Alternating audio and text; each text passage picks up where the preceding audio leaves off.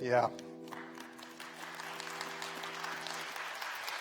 Does anybody else just want them to keep playing the instrumentals on that? Have us dim the lights and we'll just wake up on Christmas morning, huh? Doesn't that sound like that'd be a real treat? Hey, so much work went into that blessed choir that we got to see earlier. Liz Fisher, married to Josh. Also, our own Danny Daly and Brittany Sackett put in a ton of work to make that happen. Would you give them and the kids one more round of applause, please?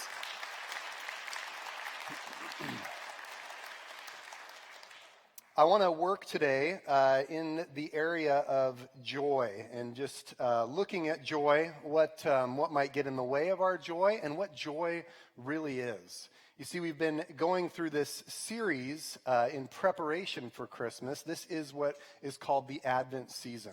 And each Sunday leading up, we have a different candle that is lit. We've had the hope candle lit, the peace candle lit, and then today's candle is the joy candle that has been lit as well. And with regards to that joy, if you caught the looks on these kids' faces, in fact, we took some pictures while this was going on. I mean, come on. That's joy, isn't it? Do we have another one there too? Another picture or two? Yeah. There's look at those. And nobody did the mandatory pull the dress over the head this time. I was just at a performance last week, and these kids are just all really going for it and enjoying it. What a wonderful thing. When you experience joy, it has sort of this infectious quality to it, doesn't it? It's kind of like somebody smiling at you. It takes effort to not smile even a little bit back. You're like, mm-hmm. But when someone smiles at you, you just kind of want to smile back as well. And that's so true of joy. And I want to write a definition of joy here just to sort of set the table for our discussion. And it's a little bit of a mouthful, but let it sink in. This definition's really been ministering to me this week. It is a deep, abiding happiness. It's a deep, abiding happiness created by experiencing a loving peace from God with who you are. It's more than stuff. It's more than something external. It's about relationship with God. It's about really what this whole season is about, is the angelic announcement, good news, peace on earth, goodwill towards men. It's the loving peace from God of him coming to make it right with us when we couldn't make it right for ourselves. There's this concept of joy sometimes is a bit abused. Instead of it being more of a natural state and something that flows from God through us, it kind of becomes more of a command or an expectation. And there's this falsehood that can actually develop around the concept of joy, where people are running around hiding the difficult things, hiding some of the things that they're going through that might not fall under the joy category. And so we become sort of disingenuous in this. And I just want to take that myth and clear the air of it here this morning, because there's room for difficulty within the loving peace from God, that this goes even bigger than that, and it goes deeper than that. And even the blessed Jesus experienced a myriad of emotions and a myriad of things while he was here on the earth. And so joy's bigger. It's deeper. It's more pure than any of that. But also know this, it really is our natural created state. This last summer, we did a series called the Fruits of the Spirit, and we looked at this great passage where it talks about the different fruits that come up naturally in us as we connect with our Creator and His Spirit. And you've got the love, you've got the joy, you've got the peace, the patience, all these things. They're things that we can't just conjure up on our own, but we grow with them. God grows them in us, and it's truly our natural state is to be in a place of joy. So the question that I have for you today is if this joy, if this deep abiding happiness where you experience the loving peace from God with who you are, if that's your natural state and you can't conjure it up on your own, then it baits the question, maybe this: what's diminishing your joy this holiday season? What's in the way, maybe not just this season, but maybe just in your life in general? As I look at this joy candle over here, if I deprive this candle of its fuel source of oxygen, we'll see it slowly start to fade out here. The joy dimmer switch will be turned down until it's actually extinguished.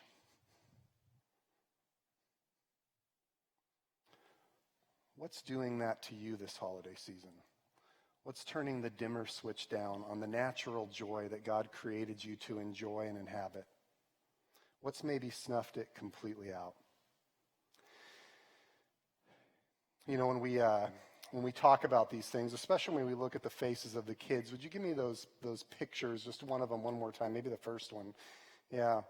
You know, we all remember a time probably in our lives at some point where we had a smile and just a peace within us that was like that. You know, the beautiful thing about kids is they really fit inside of this definition, don't they? They have this peace and this freedom with who they are. And so they'll say things like, "Why does your hair look funny?" You know, and they'll just be honest. When they're hungry, guess what? They know they're hungry and they express it, don't they? They're completely at peace and they're integrated with who they are. And the sad thing is, a lot of times what robs us of that innocence, of that joy, is our life experiences, isn't it?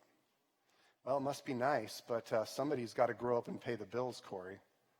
Well, that's great and everything for kids, but some of us have to live in the adult world, not fantasy land all the time.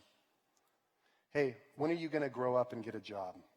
When are you going to be more responsible? When are you going to? And people put these things in our life that they sound good, and sometimes they're even necessary for survival, but they rob us of that joy, don't they? I remember being a child and being in a friend's house. I'd gotten invited over for a little playtime with a friend from school, and it was my first time in their house. And we're just young, and, you know, it's like, "Oh, what toys do you have?" And we're playing stuff and running through the backyard and exploring the neighborhood and all this stuff. And I remember there was just this freedom, and it was such a fun experience until the father came home. And as soon as the dad walked into the house, I'll never forget this. It was unspoken, but it was like somebody came in and turned the joy down on the whole situation. Everybody was sort of afraid and cautious of Dad. And he didn't do much. He kind of marched in, looked around a little bit, and then went to his room and he shut the door. But the entire tenor of the day was changed. And my question for you again is, what's diminishing your joy? Those of you who are parents or who work with kids, probably one of the most heartbreaking things that you've ever seen is when you see your child lose some of their joy and innocence. Maybe it's a rejection that happens. Maybe it's something that somebody says to them. Maybe it came out of your own mouth, and as soon as you said it and you saw it go into their heart, you saw them just start to diminish, and you went, "Oh, no. Bring the joy back. Bring the innocence back. I want to recapture that. I wish that didn't happen." What's diminishing your joy this holiday season? Because I'll tell you what, your loving Heavenly Father, He created you for that deep, abiding happiness like we're talking about. So today what I want to look at is we're going to look at a song. We've been doing this the last few weeks, looking at different songs that lead us towards the Christ child and toward God's good announcement. Today the song is Joy to the World. And this song was actually written in the early 1700s. So it's the gift that has kept giving for 300 years now. In fact, I looked this up, and it is the most published Christmas carol in North America for the last several years. So it's really, really popular, and it's over 300 years old. It was written by a guy named Isaac Watts, okay? And here we have an artist's rendering of him. Born 1674, he was English, born over in England, and he was a Christian minister. He was a hymn writer, a theologian, and a logician, okay? Not magician, but logician, okay? He talked and taught about logic, and he was very prolific in his writings. Some of his writings on logic and the study of it, in fact, became so prevalent that it was taught for over 100 years, over a century. It was the main work taught at places like Cambridge, Oxford, and even over here in the Americas in Yale and Harvard schools. So this dude had some serious influence. And do you guys know what hymns are? You know what hymns are? Yeah, some people don't, okay? Hymns are just poems or they're songs of praise to God, okay? And we used to have these things. In fact, I brought one with me today. This is called a hymnal. And it's a collection of those songs. And before we had the fancy screens and other stuff, in order for people to know what was going on, you had to have one of these books, and they would say, open to page whatever, and we're going to sing always the first, second, and fourth verses, right? For some reason, the third was always discriminated against. I don't know why, but it just was. This particular hymnal right here, this collection, it actually has Watts's Joy to the World in it. It's on page 137. And these hymnals are stamped with Court Street Christian Church on them. And there's a few of them on displays around the church, out in the lobby as well, on top of the record player. You're welcome to go pick one of these up and touch it and just kind of interact with it. This is a significant piece of our church history because these were published and received at the church in 1940. So when you see one of these green covers, this one comes from my office. Court Street Christian Church, this has been used in worship here in this church for the last 79 years. Did I do my math right? Yeah, so we're right going into the 8th decade. That's pretty amazing that these hymns and this spirit of worship has been here. And today we're zooming in on page 137 to Joy to the World to talk about it a little bit more. Now, here's the interesting thing about this is you read a song like Joy to the World, and I have some information about it. Isaac Watts wrote the lyrics. He actually didn't write this as a Christmas tune. In fact, it wasn't really a song. At first, it was just a poem, but over time, it became applied to the Christmas season.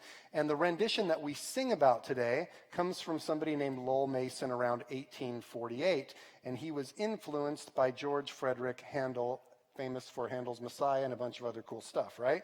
So there's a whole lot going on in here when we talk about Joy to the World. This guy, Isaac Watts, also, he wrote so many hymns, so many poems, and so many of them have such great staying power. Ever hear of The Wonderful Cross? You remember that hymn? Okay, that's one of his, okay? And so he's got some just amazing contributions here to the tune of over 750 hymns and poems that he wrote. And he's sometimes referred to as the father of modern hymnody, or sometimes called the godfather of modern hymnody, which I can just picture him, standing there and going, I'm going to write him a song that can't refuse, And now we got Joy to the World from that, inspired moment. And so he wrote all these, but when he wrote them, I want you to know this, he was a controversial figure. In fact, this song was ripe with controversy. People in the church were like, nope, that's not going to fly. That's not the right way to do it. That's actually not completely from the Bible. And so he stirred up a lot of controversy, which we'll talk more about in a minute. But let's actually get into the hymn here and take a look at it. The first line goes like this: Joy to the world, the Lord has come. He's arrived. Let earth receive her King. Let every heart prepare him room, and heaven and nature sing. This actually comes pretty directly out of a couple of different Psalms, Psalm 96 and Psalm 98. I'll give you just a couple excerpts here from them. Sing to the Lord a new song, for he has done marvelous things. In his right hand and his holy arm has worked out salvation for him. The Lord has made his salvation known and revealed his righteousness to the nations. He goes on to say, shout for joy to the Lord, all the earth. Burst into jubilant song with music. Let the sea resound and everything in it, the world and all who live in it. Let the rivers clap their hands. There's this wonderful imagery here in Joy to the World of the creation rejoicing and singing. Let the mountains sing together for joy. And then let them sing before the Lord, for he comes to judge the earth. That'll be a line we'll get to a little later. He'll judge the world in righteousness and the peoples with equity. Good stuff there. In this first verse of the song, the phrase that really sticks out to me and ministered to me this week was this idea of preparing room for God.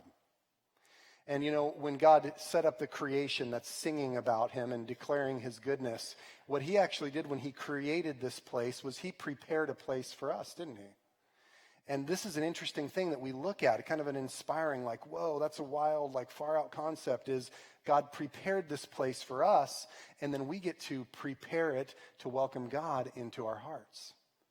Just like it was prepared to receive Jesus, the King. You know, when you're preparing for something, preparing to host somebody, there's a lot of joy that can go into that when there's not a lot of anxiety, right?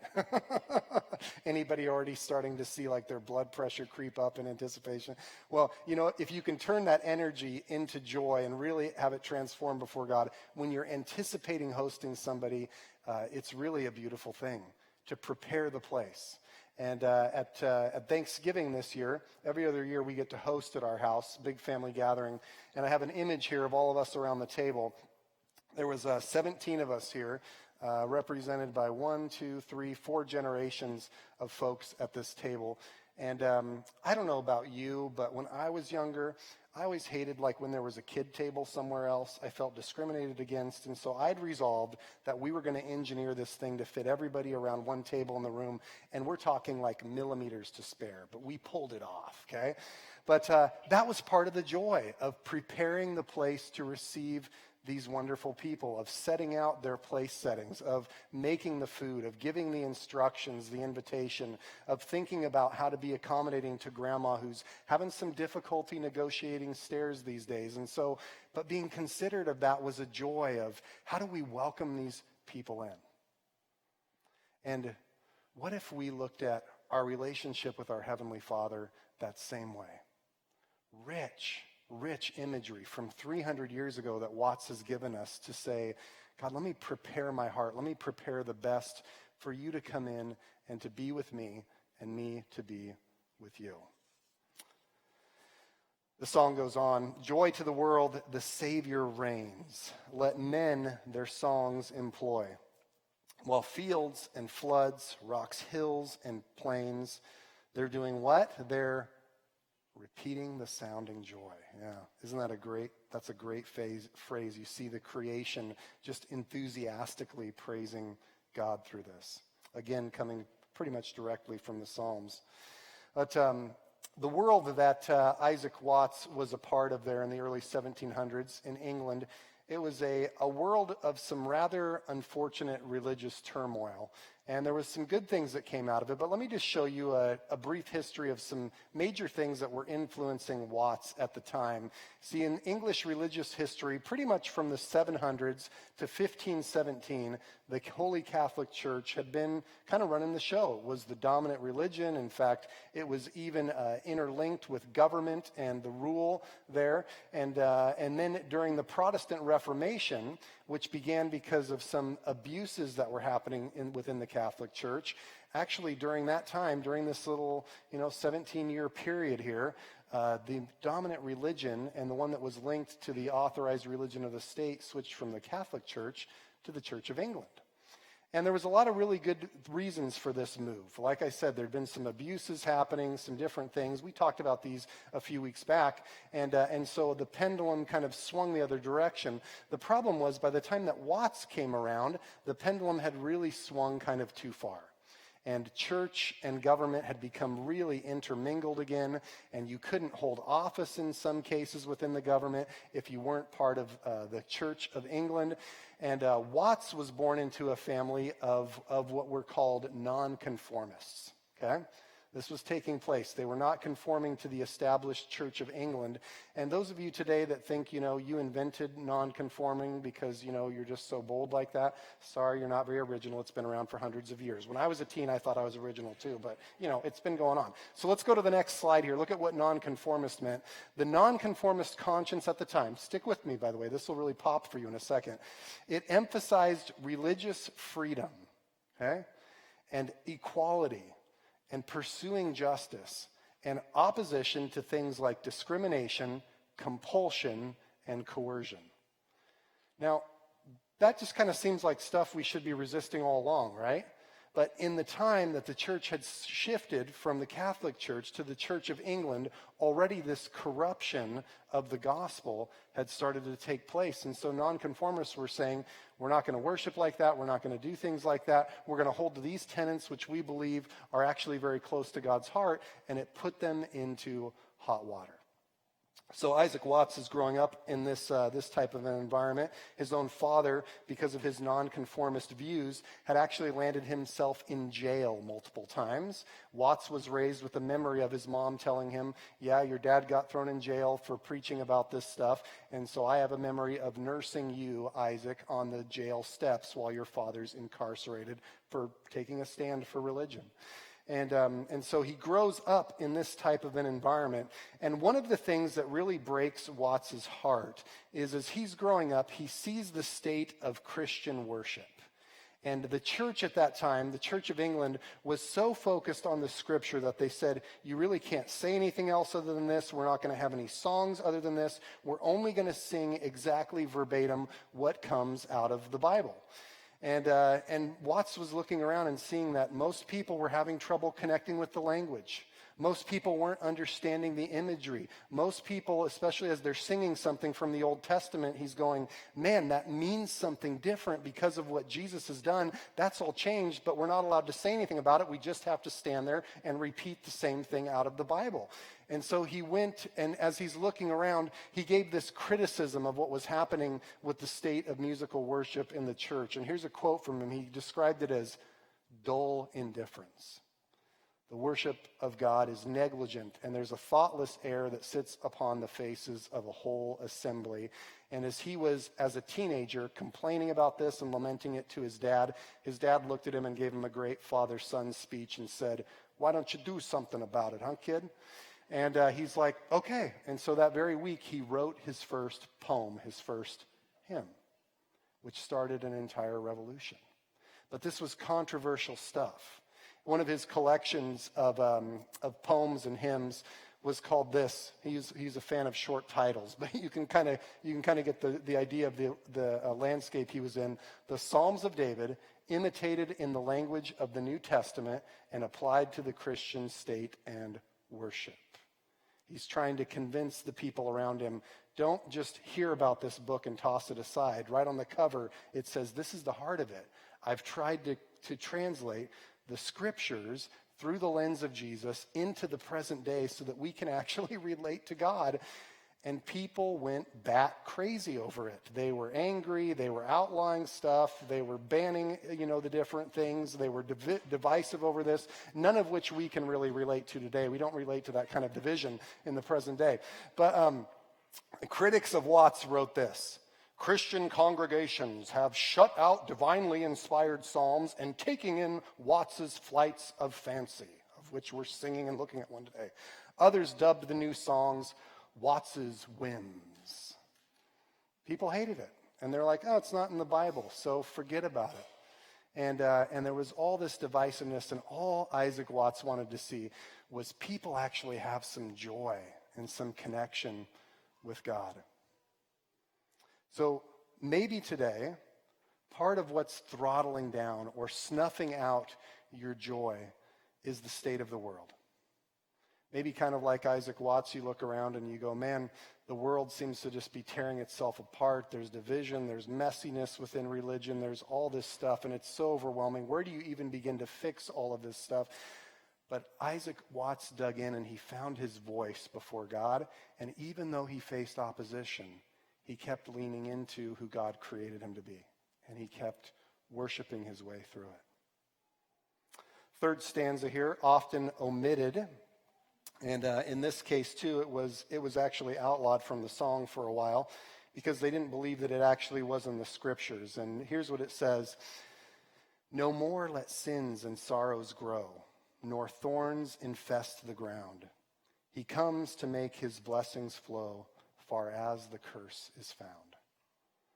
This rich imagery of the gift of God coming into the world to change the curse, to reverse it. The things that ail us, the things that hold us back, the things that harm us, even the thorns of the ground. It's great imagery, and it actually does come directly from the scripture. It's Genesis chapter 3. where it says, "Cursed is the ground because of you. Through painful toil, you'll eat food from it all the days of your life. It will produce thorns and thistles, and you will eat the plants of the field. By the sweat of your brow, you'll eat food until you return to the ground." And Isaac Watts was hungry to see that curse reversed. You're probably already getting the picture that Mr. Watts was something of a genius, a bit of an overachiever in some sense. As I studied up on him this week, I have about 26 pages of notes. And so, I'm really harvesting it down to just give you the good stuff. One of the things I discovered was by age 4, he had learned Latin. Okay? So, yeah, by age 9, he had pretty much mastered Greek. And he had French at age 11, and that was basically because some other immigrant neighbor kids were speaking French, so he said, why don't I just learn that too? So he did at age 11, and by age 13, he was well into Hebrew studies. Whoa! He's like a super freak, right?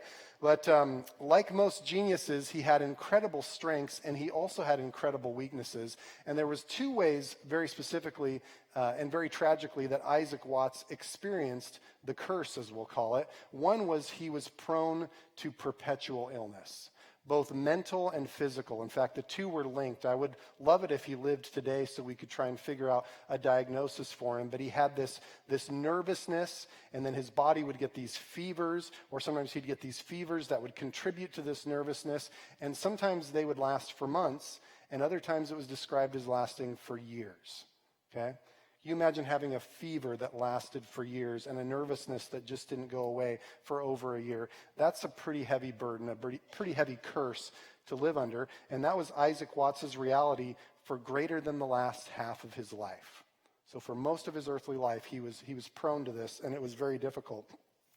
The other thing, the other curse that he found in his life that was rather difficult, and there's no nice way to say this, is he was just ugly. I'm sorry to say it. I mean, I'm not making a judgment here about this, but everybody that described him from the time said he had a very unsightly appearance, that he was rather sickly looking, and that he had, this is, really sad, but he had a very, very small, disproportionate body and a disproportionately large head, okay? And so when artists would paint him, as he grew in notoriety and things, they would often come in and, we're going to have to take some creative liberty here. One of the ways they do that is when they showed him standing, they'd put a big flowing robe on him to try and offset the incongruency of the head to the body. And so apparently he just had something about him where visually he was not so appealing to people. And there's this story of him making a marriage proposal. And the marriage proposal to a woman named Elizabeth Singer is rejected with this sentiment: though she loved the jewel, she could not admire the casket which contained it. Cold-blooded. Those of you on the dating circuit right now, you'll probably be like, man, between that and getting ghosted, I'll take being ghosted. Don't put that anywhere near me. That is just tragic. But apparently, this guy, he's sickly for years and years, for over half of his life. He's just somebody that's shockingly just not pleasant to view. And but man, the guy is producing these works that will influence the world for centuries. For centuries. One of the great influences that I found of Isaac Watts is shortly after his death. It was around 1750. Some of his original work was sent over across the pond to a growing nation in the Americas, specifically to a colony in Connecticut. And that work was sent over here to influence that colony because they had come from England and had established some nonconformist church views. And so even before the birth of our nation, this guy is influencing things thinking-wise, spiritually. He's quite a profound person. But maybe you can relate to your joy being snuffed out and diminished because of the curse. Maybe there's something in your life that you just can't kick. Maybe there's an illness that you have that is just sapping the vitality from you. But Isaac Watts, he faced this amazing illness, and he had this physical appearance, and yet he endured. Fourth verse here. He rules the world with truth and grace and makes the nations prove the glories of his righteousness and the wonders of his love. What a great way to conclude, huh? He rules the world with truth and grace and makes the nations prove the glories of his righteousness and the wonders of his love. I'd like you to circle a word in this one, and it's the word rules. He rules. I don't know about you, but when I think of the idea of rulers in my life, influencers, even government officials, this whole deal, we don't have a whole lot of really good examples of people who rule and do it well, do we? In fact, there's a whole lot of talk about people who don't, and those things are displayed all the time. And maybe even in your own life, people who are in positions of influence and authority, maybe they misused that in your life, and it's part of what caused that joy to start to diminish at a very early age. So when I hear something like this and I think about God and the way that I was raised and taught about God, he sounded kind of like he was more scary and angry, like the dad that came home and shuffled to the back room, that you should just be walking on eggshells, than like what this hymn declares. But if he's a God who brings loving peace, if he's a God who has come to save, if he's a God who's come to reverse the curse and the difficulties, and if he's a God who's come to rule not with selfishness, not with dominion, but with truth and grace, and to prove his righteousness and the wonders of his love, maybe I could cooperate with a God like that. Maybe I can trust him. There's a poem by a Irish English poet named David Whyte. He now lives up in Washington State, and he's got this poem called "The Faces at Braga." And he, in his younger years especially, he did a lot of mountaineering, a lot of hiking, a lot of big treks up in the Himalayas.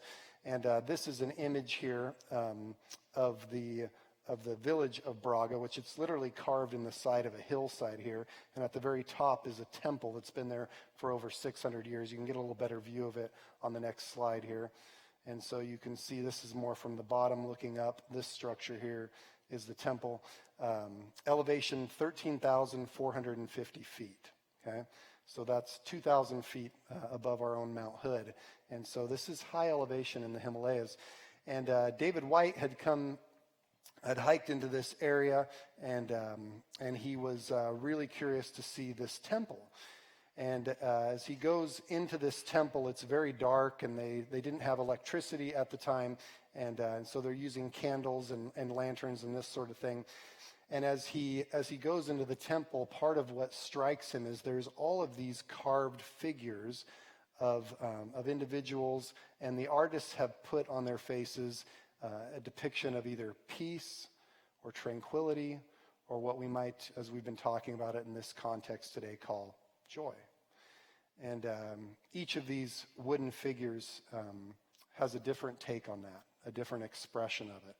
I won't show you the image of them here, but I just want to engage your imagination with this, of hundreds of these carved wooden figures that each face is expressing its own version of joy.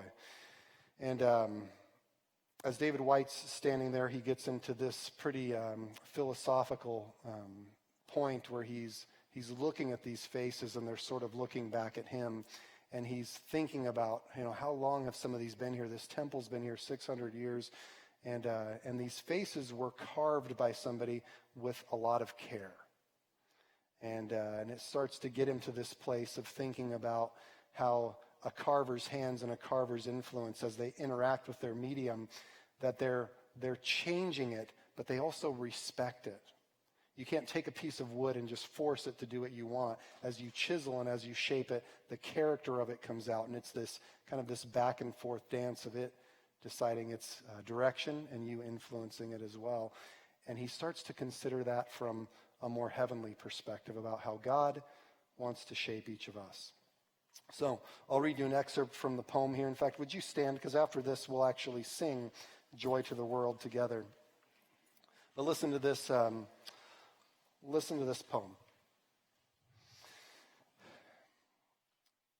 If only our own faces would allow the invisible carver's hand to bring the deep grain of love to the surface. If only our own faces would allow the invisible carver's hand to bring the deep grain of love to the surface. If only we knew, as the carver knew, how the flaws in the wood led his searching chisel to the very core. We would smile too. We would smile too, just like the carvings he was looking at, and not need faces immobilized by fear and the weight of things undone. If only we could give ourselves to the blows of the carver's hands, the lines in our faces would be transformed to the trace lines of rivers. Rivers feeding the sea, where voices meet, praising the features of mountain and cloud and sky. Kind of like this poem we've looked at today. In that moment, our faces would fall away until we, growing younger towards death, our faces would fall away until we, growing younger towards death, every day would gather all of our flaws in celebration to merge with them perfectly. And in that place of peace and that place of connection, we might sing something like this.